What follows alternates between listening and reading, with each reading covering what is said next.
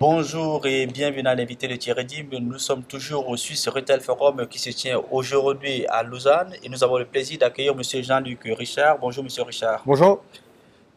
Depuis 2016, il y a une nouvelle loi qui est entrée en vigueur et qui oblige les entreprises à enregistrer le temps de travail de leurs collaborateurs. De quoi s'agit-il?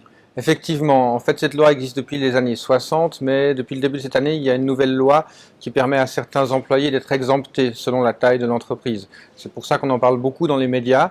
Et puis, il y a aussi beaucoup plus de contrôle de la part des organismes cantonaux qui contrôlent, ce qui fait que les entreprises sont sous pression par rapport à l'enregistrement du temps de travail. Alors, les entreprises sont sous pression, mais est-ce que nos entreprises sont prêtes? Alors pas toutes.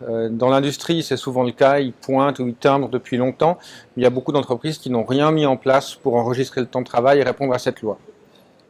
Que risque finalement une entreprise qui n'a rien mis en place? Il y a quand même quelque chose qui doit se faire. Exactement. Dans un premier temps, quand il y a un contrôle du travail, alors il y a un délai pour se mettre aux normes. Donc le premier risque, c'est un avertissement.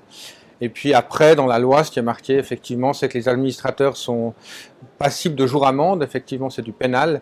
Dans les faits, ce qui se passe souvent, c'est que les avertissements, et puis après, les entreprises mettent des choses en place pour répondre aux règles. Pour les entreprises qui l'ont déjà fait, ça c'est une très bonne chose. Et pour celles qui ne l'ont pas fait, quelles sont aujourd'hui les solutions à mettre en place? Alors, il n'y a pas de solution préconisée par l'État. Ils peuvent mettre ça sur un cahier avec un crayon, ils peuvent utiliser Excel, et puis ils peuvent utiliser des solutions telles que nous les proposons, qui sont soit avec une badgeuse, il y a des entreprises qui sont très à l'aise avec les timbreuses, c'est dans leur politique d'entreprise, ça se passe bien. Il y en a d'autres qui ne sont pas du tout enclins à mettre des timbreuses chez eux, ils ont l'impression de flicage, d'heures sup à payer, des choses comme ça. Et puis du coup, on a des solutions qui permettent d'enregistrer le temps de travail sans mettre des timbreuses. Finalement, c'est à chaque entreprise de s'adapter par rapport à son rythme alors. Exactement, chaque entreprise doit s'adapter et simplement montrer aux inspecteurs du travail qu'ils ont bien enregistré le temps de travail de leurs employés, d'une manière ou d'une autre. Merci Monsieur Richard. Je vous en prie, bonne suite. Quant à vous, nous vous donnons rendez-vous très prochainement avec un nouvel invité. Au revoir.